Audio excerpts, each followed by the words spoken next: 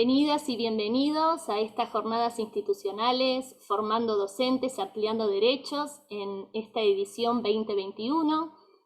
Hoy, 12 de octubre, el Día del Respeto a la Diversidad Cultural, las estamos convocando desde la Comisión Intercultural para tener una conversación con dos referentas, María Pomacusi Urquizo y Miriam Victoria Gómez Lima, sobre diálogo intercultural y formación docente. Estamos acá presente con María Macelio, docente graduada del Instituto Superior de Formación Docente número 1. Mi nombre es Maricruz Méndez, también profesora del instituto, nuestra directora Marisa del Valle Sofía, y nos está acompañando Mayra Poldi, ayudándonos con todas estas cuestiones técnicas. Para iniciar vamos a escuchar a Miriam Gómez, que pueda compartir con nosotros alguna reflexión vinculada al diálogo cultural y a la formación docente, y nos gustaría que ella se presente para dar cuenta de su lugar de enunciación, sus experiencias y desde el lugar de inscripción de donde nos va a compartir estos pensares y estos sentires. Miriam, te escuchamos. Muy bien. Gracias otra vez por la convocatoria a todas las presentes y particularmente, claro, a María Macelio, que es la que hizo de puente entre ustedes y nuestra comunidad, ¿no? Me gusta hablar en estos términos de comunidad porque no estoy sola en esto. En este momento soy la cara visible, pero formo parte de un grupo mayor que es la comunidad caboverdiana de Avellaneda. Mi nombre es Miriam Victoria Gómez Lima, como decía Maricruz. Yo soy docente, pero a veces me gusta definirme mejor como educadora. Educadora porque es una tarea constante, de tiempo completo, y la docencia uno la ejerce en la escuela, ¿no es cierto? Soy activista también por los derechos humanos de afroargentinos, afrodescendientes y africanos, y también hago investigación literaria por un lado, que esa es mi pasión desde muy joven, en literatura latinoamericana y en literaturas africanas, pero también escribo y bastante sobre los aspectos culturales africanos en la sociedad argentina. Así que en ese sentido también soy difusora de la cultura afro o africana en nuestro país. Justamente la cuestión de la docencia, el diálogo intercultural, los contenidos específicamente, son justamente, yo creo, ¿no?, el instrumento, o podría o debería ser el instrumento más eficaz de transformación, ¿sí?, con respecto a este tópico, ¿no?, de la interculturalidad. Si uno se remite a cierta parte de la historia argentina, sobre todo el siglo XIX, en que el país se da a sí mismo una forma determinada en términos sociales, culturales, políticos y económicos, también interviene esa visión del siglo XIX en la educación, ¿sí? La educación como sistema escolar en todos sus niveles.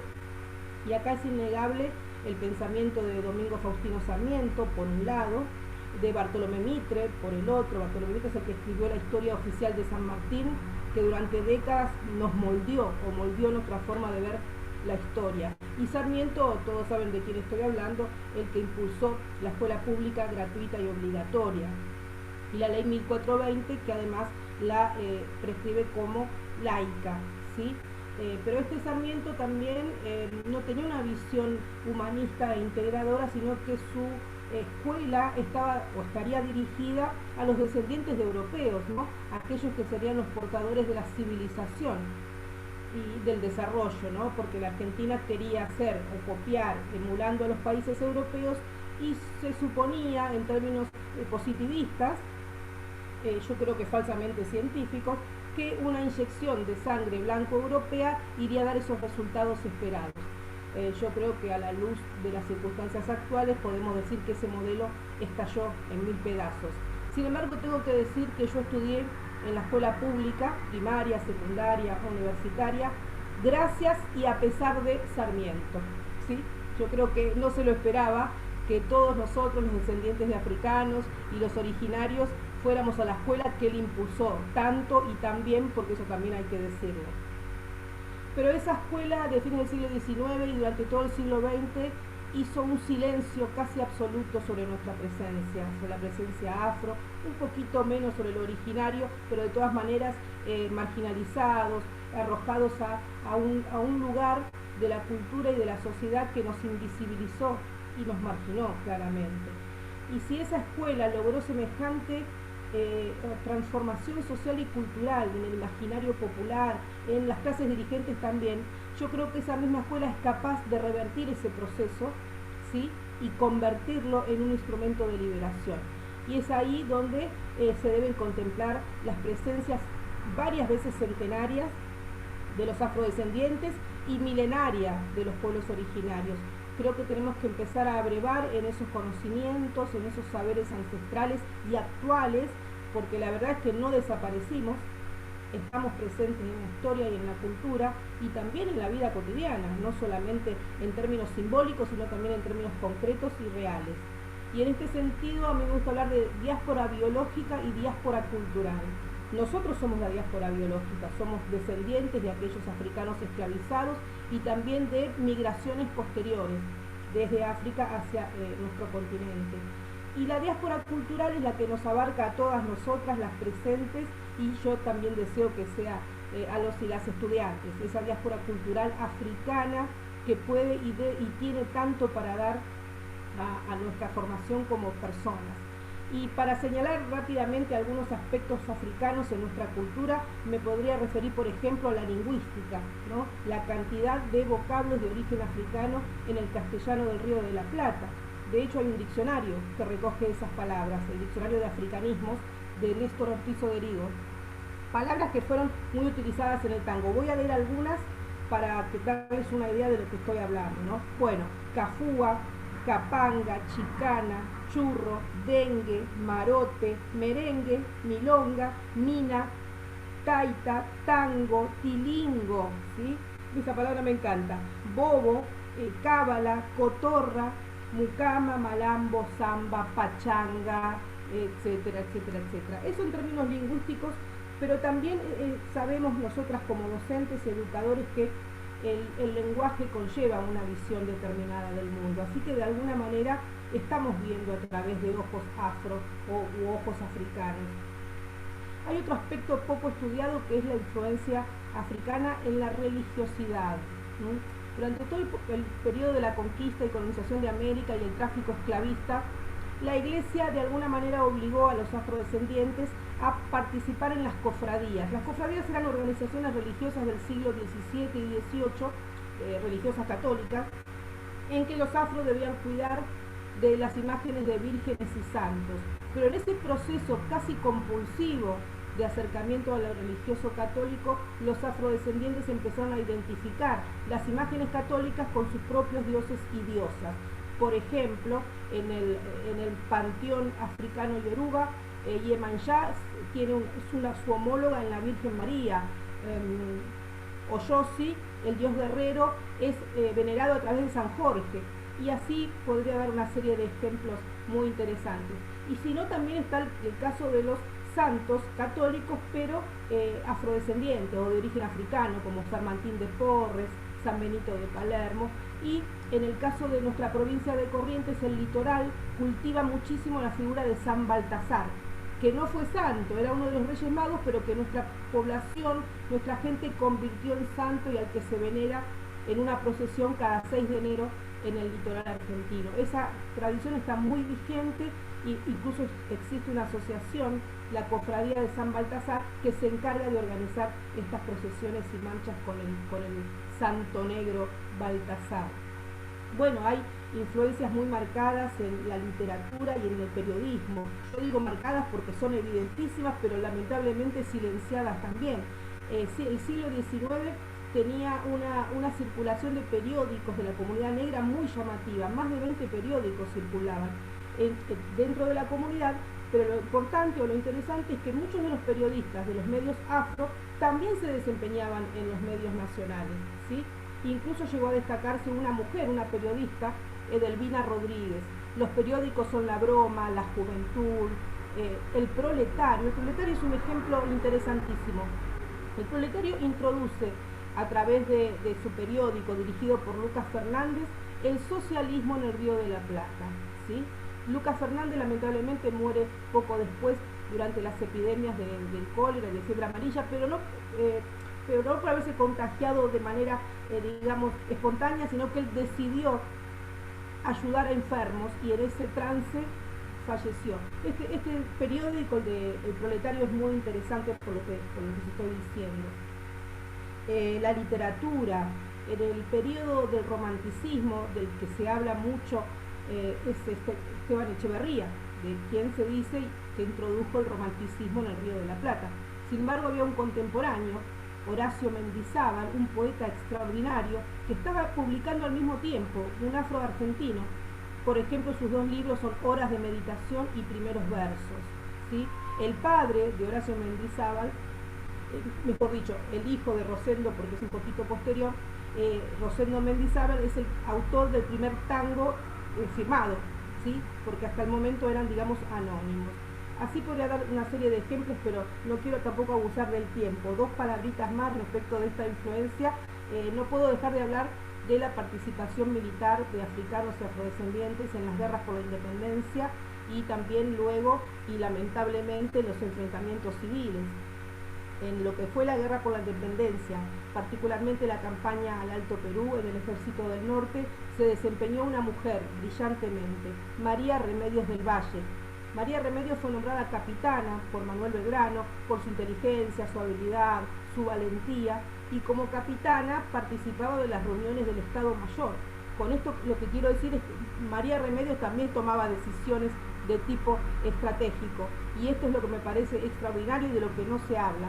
Pero sí sabemos ya que el 8 de noviembre es el Día Nacional de los Afroargentinos, las afroargentinas y de la cultura afro, justamente en homenaje a la gran María Remedios. Quiero decirles que hace pocos días, el lunes, perdimos a una gran dirigente de la comunidad afroargentina, María Magdalena Lamadrid, Pocha. Además una gran amiga, juntas durante más de 25 años, trabajando por la visibilidad de los afrodescendientes, por lograr el censo, por lograr en definitiva justicia, ¿no? Como dice el decenio que estamos transitando, el decenio internacional para los afrodescendientes, reconocimiento, justicia y desarrollo. Esa ha sido siempre nuestra lucha. Pocha nos dejó, lamentablemente, es una pérdida realmente irreparable. Ella era única. Y yo escribí un texto a propósito de su partida en el que dije, o en el que digo, a partir de ahora María Lamadrid se inscribe en el linaje de María Remedios del Valle.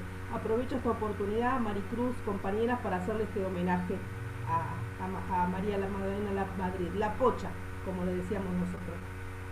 Bien, para cerrar mi intervención, decir que, bueno, reiterar de alguna manera que entiendo que la educación es un instrumento más revolucionario en términos de transformación, y creo que en esa transformación tenemos que estar todos y todas tenemos que estar juntos. Nosotros los afrodescendientes sabemos de la importancia de organizarnos y de articular, por lo cual aplaudo la iniciativa que están llevando a cabo y les agradezco nuevamente por haberme convocado. Gracias.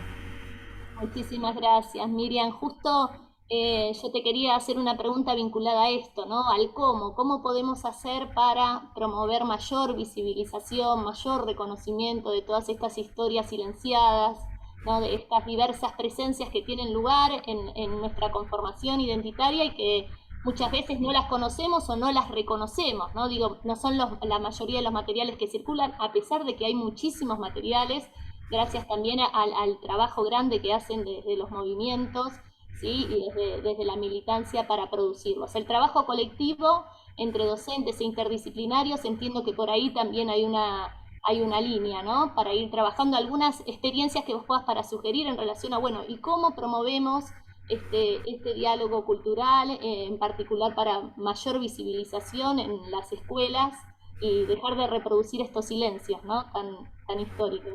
Sí, Mari, ya existe una legislación que nos habilita a eso. Es decir, antes el problema era la ley. Bueno, que había que modificar la ley para introducir estos contenidos. La legislación ya nos habilita, la ley que se modificó en el 2006, la ley de educación, a eso me refiero. La ley María Remedios, ¿no es cierto?, también establece que debe ser una efeméride dentro del calendario escolar. Entonces, eso digamos que lo tenemos. El siguiente paso que tiene que ser, creo que, una decisión política importantísima es que los centros y los profesorados de formación docente estén ya formando a sus profesores y profesoras en estas temáticas. Es necesario diseñar una currícula escolar con estos contenidos para los 3 niveles, dosificados, por supuesto, somos docentes y lo sabemos, cómo dar el periodo esclavista en la primaria, cómo darlo en la secundaria e incluso en el nivel superior.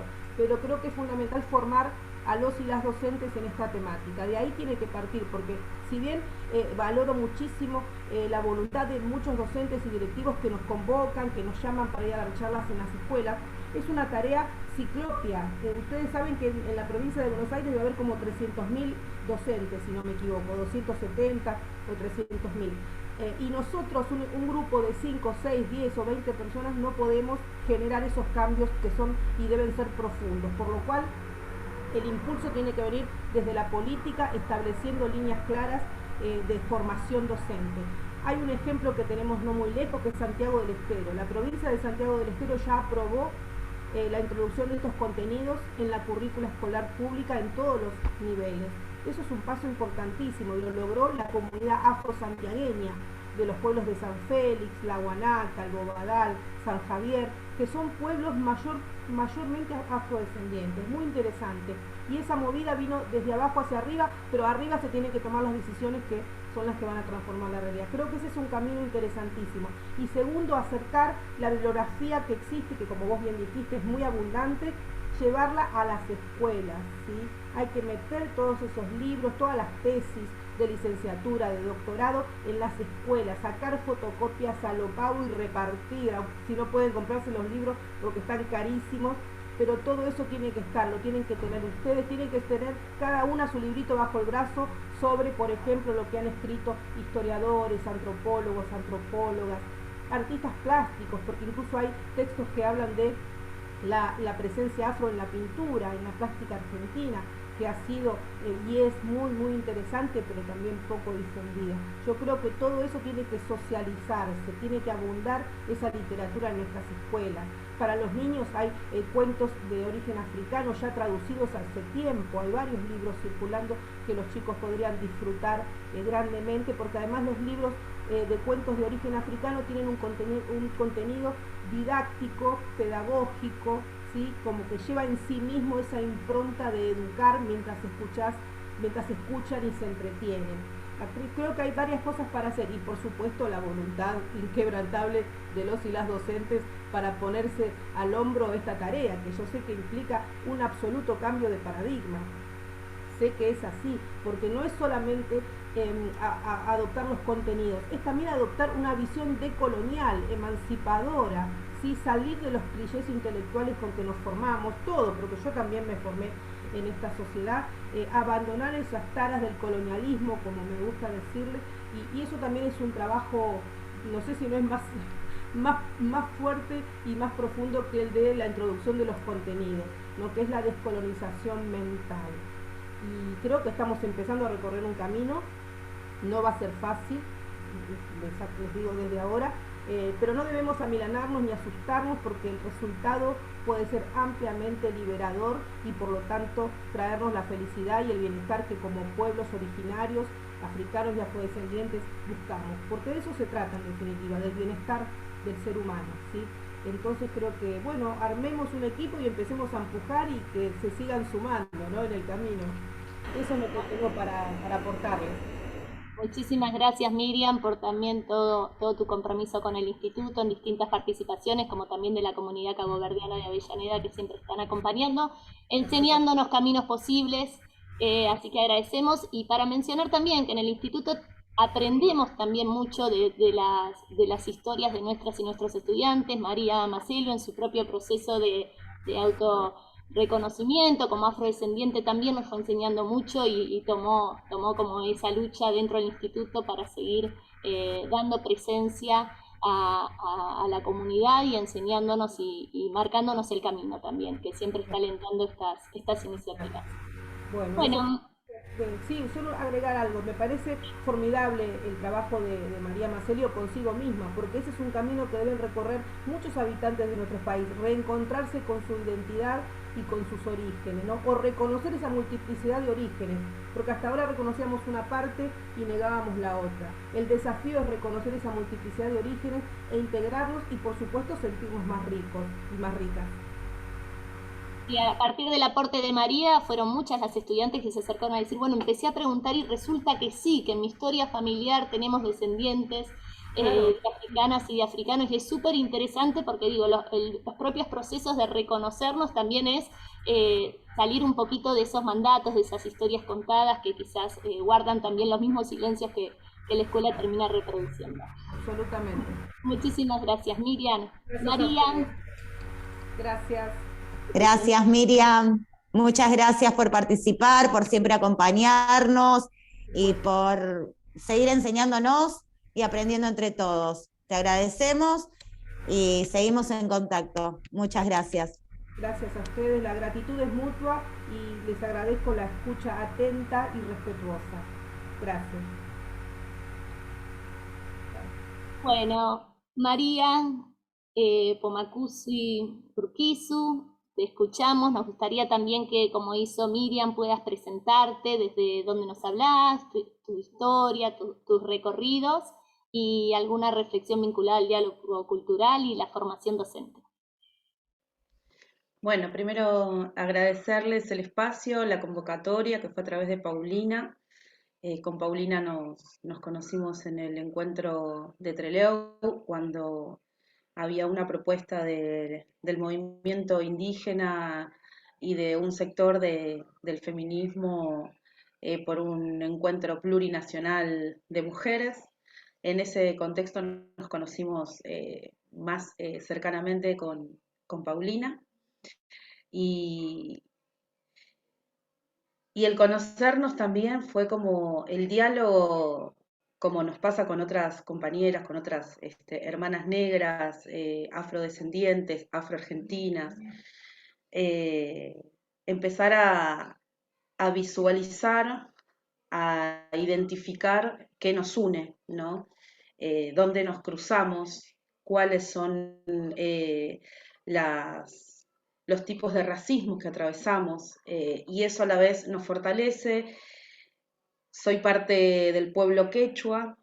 En Capital Federal activamos en un espacio antirracista que se llama Columna Antirracista, que tiene un proceso y surgimiento a partir de las asambleas del 2015, del Ni Una Menos, un poco ahí al calor del debate del rol de la mujer, los feminismos, los liderazgos, ¿no? Todo un cambio también de paradigma, ¿no? Así como cuando decimos que hay un cambio de paradigma, cuando interpelamos al racismo existente, y en este sentido creo que es urgente el diálogo cultural y la formación docente, o sea, cómo dialogamos, de qué manera nos interpelamos eh, en una educación que por lo menos a los pueblos indígenas y a la cultura afrodescendiente hemos sido tratados de manera racista, ¿no? Y a nosotros nos gusta instalar esa palabra y que no sea eh, temida, digamos, de usarla, ¿no? O tener algún temor de usar esa palabra, porque es una manera de comenzar a interpelar a esos estudiantes que vamos a formar. Nosotras nos estamos formando y vamos a formar a su vez con todos los contenidos y con nuestras propias investigaciones a los próximos docentes que van a ejercer nuestro mismo rol, ¿no? En este caso, en el instituto donde eh, hay distintos tipos de formación. Un poco nuestra historia surge de los espacios de visibilización en la calle, de interpelar a un feminismo y en ese tránsito fortalecer y reconocer nuestra identidad. En mi caso, la identidad indígena, en el caso de otras hermanas, el ser afro, ¿no? Y todo lo que conlleva comenzar a recuperar la identidad, ¿no? Que es robada y que es silenciada justamente en los espacios docentes, en los espacios educativos, perdón, justamente donde nos formamos, ¿no? Donde atravesamos nuestra infancia, nuestra primaria, nuestra secundaria, nuestras universidades, cómo el racismo impacta en esa vida cotidiana y en esos métodos educativos a partir de una educación sarmientista, donde había una lectura, o hay o existe una lectura eurocéntrica de la vida, donde las culturas indígenas o las culturas afrodescendientes son totalmente invisibilizadas y están en el plano de los museos. Si bien hay todo un movimiento y una ola de cuestionamiento, todavía seguimos viendo en parte de los manuales formativos al indio como un estereotipo, un prototipo de una pluma, ¿no? El taparrabo, la choza, y sin embargo en una ciudad o en la urbanidad habitamos indígenas, urbanos o de la urbanidad que hemos migrado a partir de procesos de desalojo desde distintos territorios, en el caso mío desde mis padres desde Bolivia. Y desde ese lugar nosotros nos fortalecemos y empezamos a encontrar nuestra ancestralidad, ¿no? Y es en la calle donde discutimos, donde nos fortalecemos, donde plasmamos propuestas alternativas para poder tener una vida una vida cotidiana sin tanta agresión, ¿no? Que es lo que nos sucede a medida que vamos transitando distintas instituciones. En el caso nuestro, quizás en la urbanidad,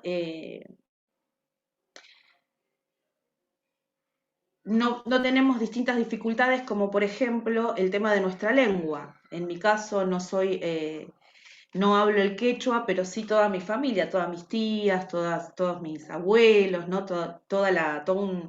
Una generación que sí conservaron la lengua de generación en generación, y cuando uno ingresa a la ciudad en el sistema educativo, hay una homogeneización de la lengua también. Entonces, reprimimos nuestro lenguaje, y el lenguaje también es una forma de mirar el mundo, es una forma de cosmovisión, es una forma de interpretar, y ahí comienzan a cortarse esos vínculos que venimos teniendo con el territorio. Luego, cuando comenzamos a encontrar esa identidad, a fortalecerla, a hablarla, a problematizarla, a ponerlo en el espacio público, ¿no? Salir un poco del ámbito privado y colocarlo en el ámbito público, colocarlo en las calles, en las escuelas, en los espacios de activismo, en los espacios militantes. Comienza a fortalecerse esa identidad que fue silenciada y que es silenciada principalmente, considero, por el ámbito educativo, ¿no? Por la institución, por cómo está conformada, y estos espacios me parece que nos abren puertas para poder problematizar esas identidades universales, esas identidades eurocentradas, y creo que son los espacios donde tenemos que dar los debates, además de estar dándolos en las calles con nuestras hermanas, fortaleciendo espacios activistas, fortaleciendo parte de nuestra cultura, como las comunidades de Sicuri, que conservan también toda nuestra música, toda nuestra forma de alimentación, toda la forma de encuentro, ¿no? Creo que así como esos espacios existen muchísimos, y lo importante es poder ir acercando e intercambiando las culturas para poder ver la variedad, ¿no? Y en esa variedad poder, diríamos, como una empatía por el otro, y que ese racismo que se ejerce y se vive cotidianamente deje de ser tan fuerte, ¿no? Y así como queremos derribar al patriarcado, también derribar al racismo, ¿no? Que conviven y que trabajan y que oprimen y que son una herramienta de dominación muy fuerte, y que fundamentalmente están enraizadas en las instituciones. Y por ejemplo, una de ellas es la institución educativa. Por eso agradezco este espacio. Creo que que es interesante poder intercambiar los procesos, sobre todo de los estudiantes que se acercan al instituto y que seguramente son indígenas, seguramente son afros o deben tener algún acercamiento, poder detectar estas otras identidades silenciadas e invisibilizadas para también aprender a partir de esas vivencias, ¿no? Que parecen individuales, pero que son... pueden ser experiencias que nos ayuden a comprender para dónde y cómo queremos, o qué tipo de mundo queremos cuando decimos que queremos un diálogo intercultural o una educación intercultural, ¿no? Ahí creo que podemos encontrar en ese acercamiento, en ese encuentro y en ese diálogo puntas para comenzar a desarmar esta educación racista, ¿no? Esta educación patriarcal, esta educación sarmientista. Gracias, María. Qué interesante varias cosas. Por un lado, poner sobre la mesa la cuestión del racismo, ¿no? Que, como decía María, es algo a lo que en general le tenemos miedo, porque pareciera que cuando uno habla de racismo está queriendo... hay temor alrededor de eso. Se suele hablar de discriminaciones étnico-raciales, es una palabra que no se nombra, ¿no? La necesidad de nombrar para visibilizar que estas prácticas están presentes, ¿sí? Contra algún discurso de que, bueno, no, en Argentina no hay racismo. Bueno, escuchemos más, ¿no? A las comunidades que nos vienen a dar cuenta de quizás lo estructural de estas prácticas que no las podemos ver, ¿no? Y de la pervivencia y la insistencia que tienen en las instituciones educativas. También me quedaba la necesidad de aprender más sobre esta cuestión del racismo, ¿no? El racismo ambiental, el racismo alimentario, esto decía, las diversas formas de alimentarnos que digo, no tienen lugar, no son visibilizadas, son agredidas, ¿sí? No logran espacio. Y la interseccionalidad, ¿no? La cuestión es cómo atraviesan estas cuestiones de género, la necesidad de poder construir alguna solidaridad de estas luchas y también alguna solidaridad para pensarlas de manera entramada, ¿no? En el instituto que también está la comisión de género, cómo nos invita a pensar este trabajo más colectivo. ¿Y cuántos desafíos desde la comisión de interculturalidad para pensar una escuela en la que quepan todos los mundos, ¿no? Estas distintas cosmovisiones. María, algunas experiencias concretas que vos creas que en acciones, algo más vinculado al cómo poder avanzar en estas prácticas de trabajo colectivo, de poder visibilizar estas prácticas racistas, para poder tensionarlas, para poder interpelarlas, sugerencias de caminos a seguir. Para nosotras contactarlas a ustedes es parte de este camino, ¿no? De empezar a buscar formas, buscar espacio de diálogo, visibilizar algunas recomendaciones para los docentes y las docentes en formación, las formadoras y formadores, que pueda poner en común. Nosotras hacemos algo en distintos encuentros con compañeras y con hermanas en espacios mixtos, que es mirarnos al espejo. Empezamos por algo tan sencillo como eso, ¿no? Y preguntarnos entre los grupos qué vemos, cómo nos vemos. Y a partir de ahí comenzar a trabajar y hablar, ¿no? ¿Cuáles son los rasgos? Si yo me miro al espejo, tengo estos rasgos, son rasgos andinos. Y así nos pasa cuando nos encontramos en la grupalidad. Hay rasgos que son escondidos, ¿no? Como digo, a partir de eso tan simple que es mirarse al espejo y comenzar a reconocernos, comenzar a hablar de dónde venimos, ¿no? El famoso árbol genealógico, pero a la vez de traerlo, digo, ¿cómo presentamos a esos pueblos o a nuestros pueblos indígenas, como el pasado o como el presente? ¿Cómo presentamos a los afrodescendientes, como el pasado o como el presente? Y creo que por ahí podemos empezar a trabajarlo. Si lo comenzamos a trabajar y a valorizar desde el presente y no desde el pasado, para comenzar también a interpelar esas identidades y aprender de esas identidades, traer esas experiencias al aula, ¿no? Y comenzar a trabajar sobre materiales que, como bien decía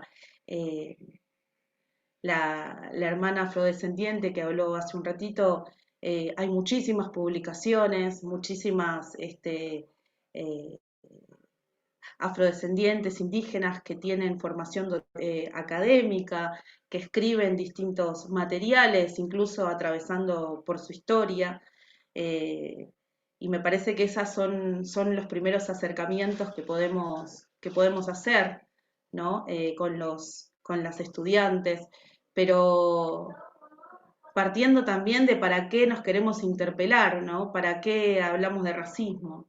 Creo que con algunas, o qué significa racismo en la formación docente, ¿no? Como a partir de pequeñas acercamientos, creo que los propios estudiantes vamos, como me ha pasado a mí, yo vengo un poco de la formación eh, más desde la educación popular, ¿no? Desde el aprendizaje comunitario, colectivo, y creo que ahí también he encontrado mi identidad, he recuperado mi ser quechua, ¿no? Y comenzar a hacer un trabajo, y creo que estos espacios son importantísimos para comenzar a poner en diálogo desde, como primera persona, ¿no? Desde los protagonismos de las estudiantas. Gracias, María. Bueno, mirarnos al espejo y reconocernos y también, ¿no?, inscribir esta búsqueda en otras búsquedas, ¿no?, en los sentidos de para qué lo hacemos.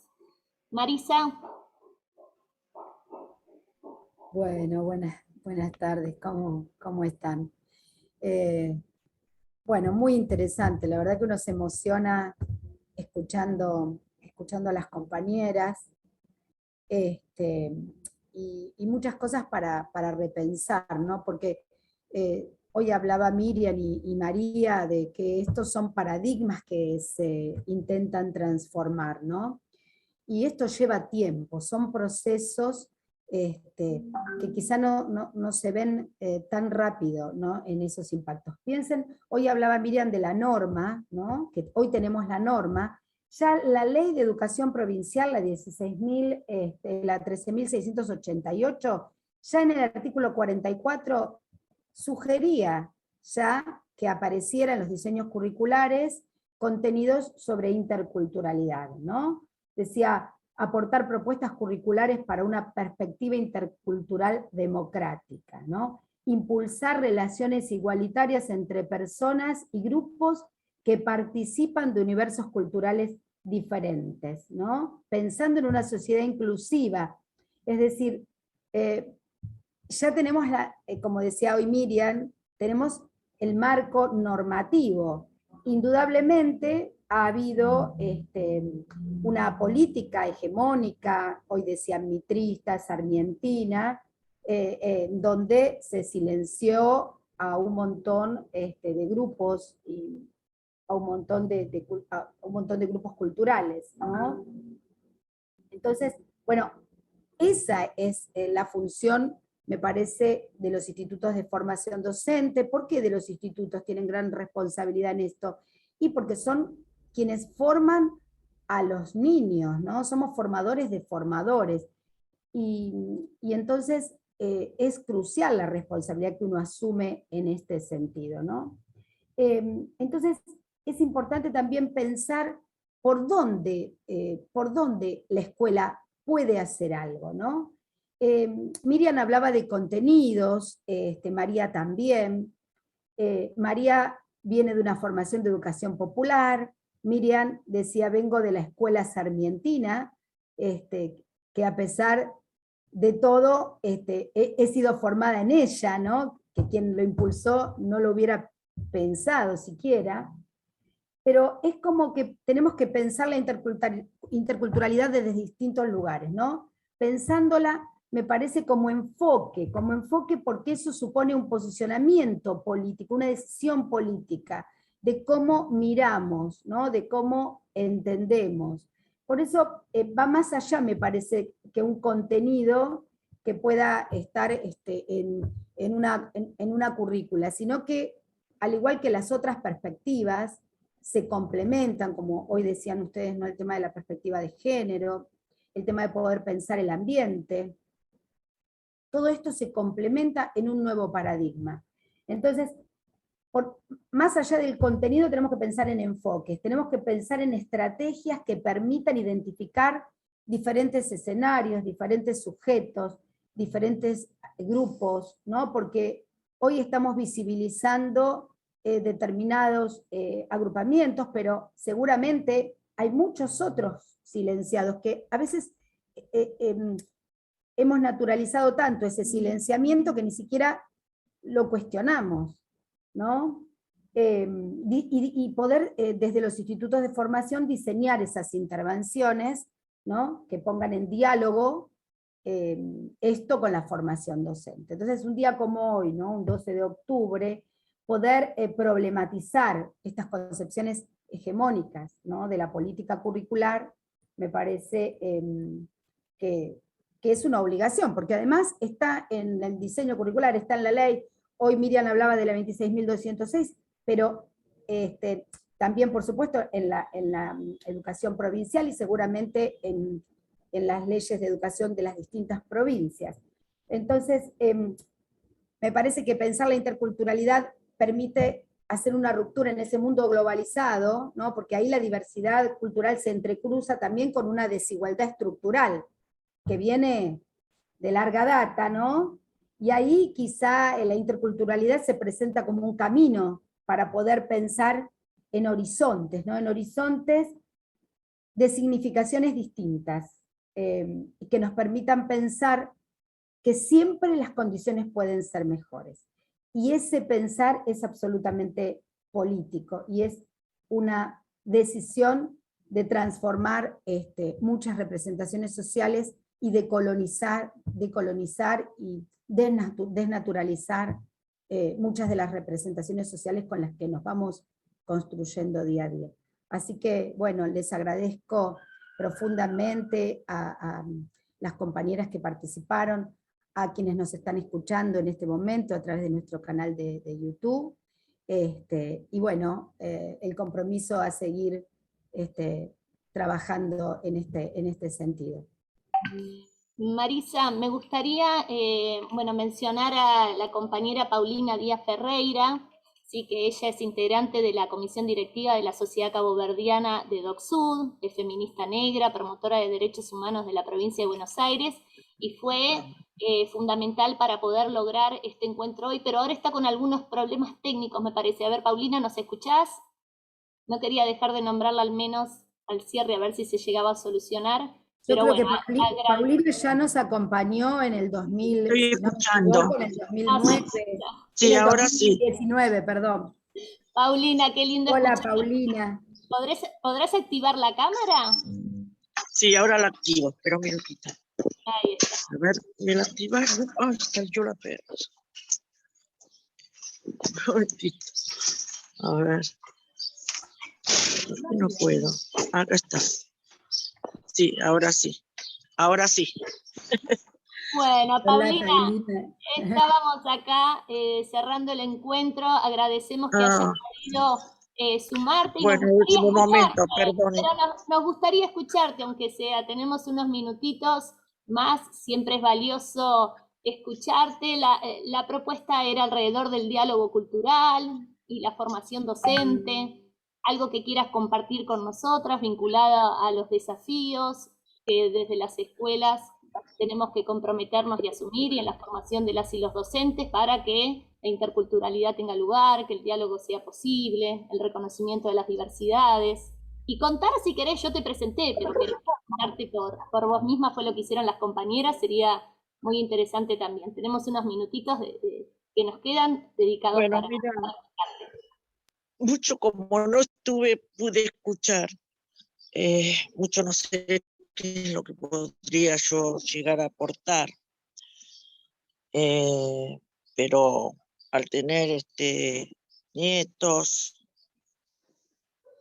sobrinos nietos, muchos de ellos en edad escolar, y sabiendo todos los inconvenientes que siempre surgen en cuanto a la discriminación, porque en todos lados se encuentran con ese tipo de cosas, ¿no? Y bueno, yo quiero para ellos un mundo mejor, que no existan esas cosas. Si bien yo no lo viví plenamente en mi época escolar, la discriminación en sí por parte de los docentes, que eran muy integradores, era otra forma. Los docentes estaban muy bien formados. Yo te hablo que, mira, empecé la primaria en el 49, así que transcurrió parte hasta el 56, estuve en la primaria, que era en la zona misma donde yo vivía, en Dock Sud. Entonces ahí, como éramos muchísimos descendientes de caboverdianos, o sea, gente de color o negro, era más fácil. Yo, si bien en la escuela tuve algún que otro compañero de mi propia colectividad, mis hermanos sí tenían, eran mayores que yo, un montón. Por ejemplo, mi hermana mayor, no sé, eran como 6, 7, entre los demás inmigrantes, ¿no? Y como Dock Sud era todo cosmopolita, teníamos compañeros judíos de todas las nacionalidades, y también después de la Segunda Guerra Mundial comenzaron a venir los chicos dictados de todo. Y ahí nosotros no teníamos ese tema, porque las maestras integraban, incluso teníamos que aprender a escribir los apellidos y a pronunciar el apellido de cada uno. Todos pasaban al frente a escribir su apellido, el primer día de clases, y los compañeros tenían que aprender a pronunciarlo y todo. Era otra forma, bueno, no voy a decir los otros, pero bueno, yo sí lo sufría así, cuando se trataba de representar en algún acto escolar, que ahí sí, ¿viste? Los papeles eran así. El negro era para ser de esclavo, que a quién se le iba a ocurrir. Alguna que otra maestra, sí, que las otras veces le contaba. Bueno, yo tengo 78 años y tengo amigas de mi hermana que se van yendo, ¿no? Entonces justo una chica que era judía, vecina nuestra, que después con el tiempo se casó con un caboverdiano, bueno, ella estaba siempre en nuestra casa porque la mamá trabajaba de noche. Y ella se mimetizó con nosotros, se creía una caboverdiana nada más.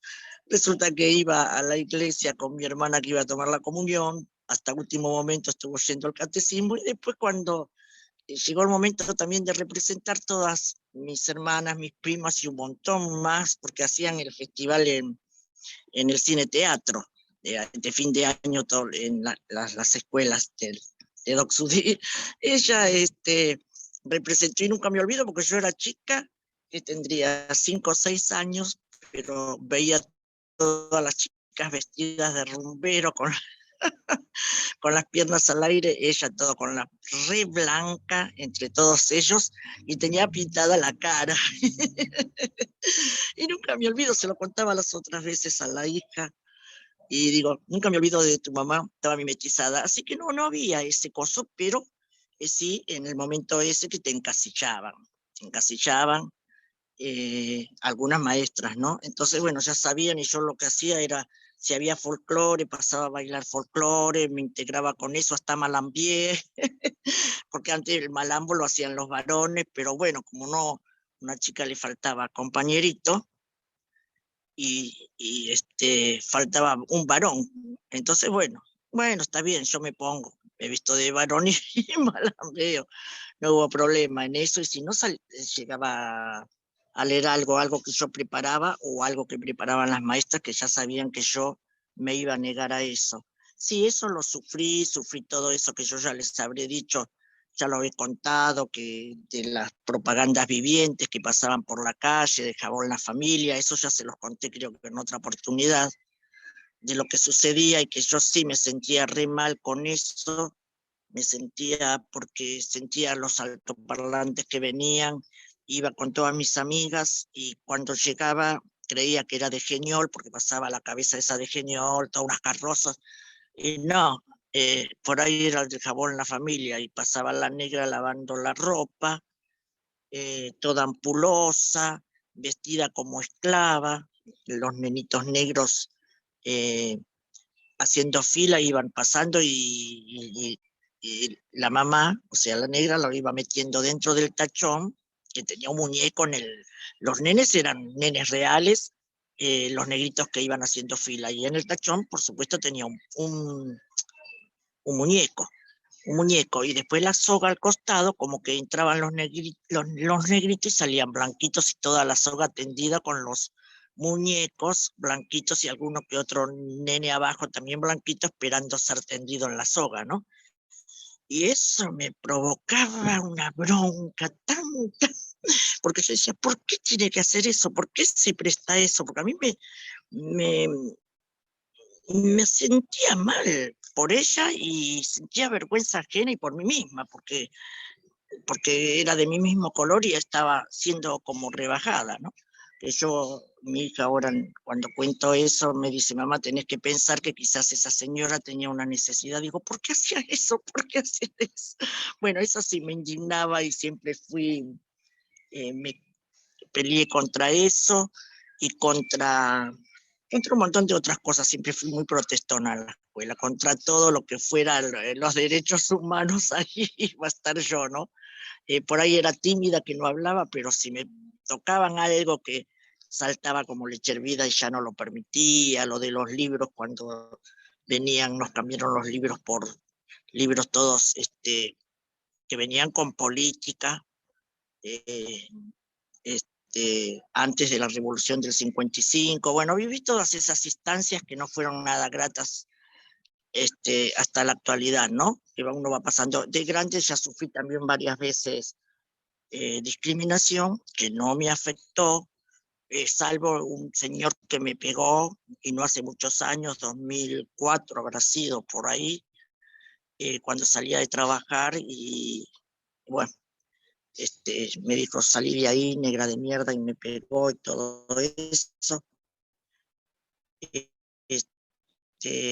Y yo veo que ahora a los chicos les suceden eso. Yo quiero por eso reivindicar que los libros de, texto, los libros de los chicos pongan en el lugar que le corresponde a los pueblos originarios, a los negros, dentro del contexto que tiene que ser de la historia, porque son hacedores o somos hacedores también de la historia. Yo soy hija de caboverdianos, de gente que vino, mi abuelo en 1908, mis padres en 1923. No soy descendiente de los esclavizados argentinos, sí de los esclavizados de Cabo Verde, ¿no? Pero quiero esa reivindicación para los afroargentinos y para los demás negros que estamos habitando acá, porque todas esas personas también engrandecieron la patria, no vinieron acá porque dicen, sí, todo lo hicieron los italianos y los españoles. No, yo quiero que también figuremos nosotros, porque los caboverdianos, gracias a ellos, o sea, eran los que navegaban, porque los argentinos no navegaban, decían el mar es para los pescados. Y mi papá cuando vino en 1923, al poco tiempo entró en YPF, se nacionalizó por supuesto, y me decía, éramos todos extranjeros, la mayoría caboverdianos.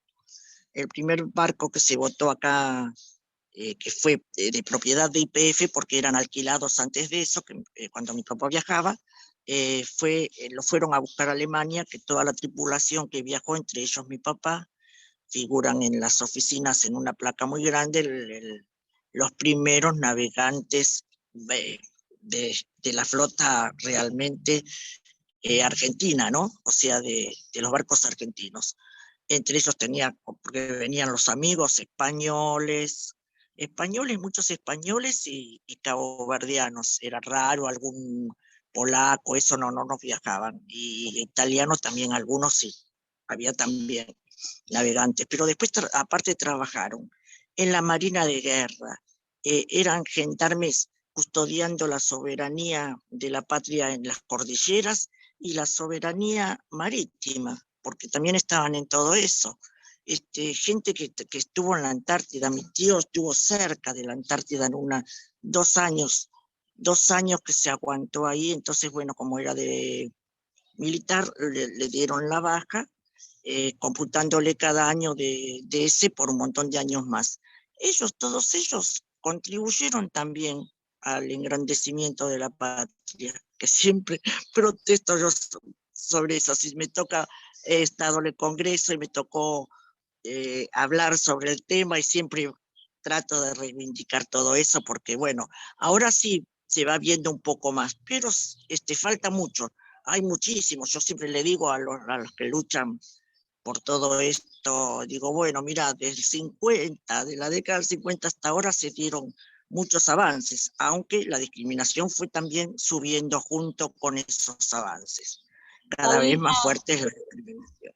Paulina, y en todo ese proceso de los avances es fundamental, digo, tu militancia junto a los movimientos, lo que aprendemos de sus historias, ¿sí? de tus memorias, que siempre nos enseñan tanto, así que te agradecemos tu lucha, te agradecemos lo que hiciste para que este encuentro tenga lugar hoy, por el compromiso que tenés con el Instituto Superior de Formación Docente número 1, el Abuelas de Plaza de Mayo, que siempre estás acompañando y siempre nos estás abriendo nuevos caminos para hacernos nuevas preguntas e interpelarnos desde la formación docente. Así que bueno, estamos con el tiempo un poquito justito, sí, justo. Así que te agradecemos de corazón, Paulina, siempre por tu participación. Agradecemos a quienes nos acompañan por YouTube. Y bueno, seguimos conversando, seguimos encontrándonos para pensar el diálogo cultural y el diálogo desde una vida en común y desde el reconocimiento de las diversidades.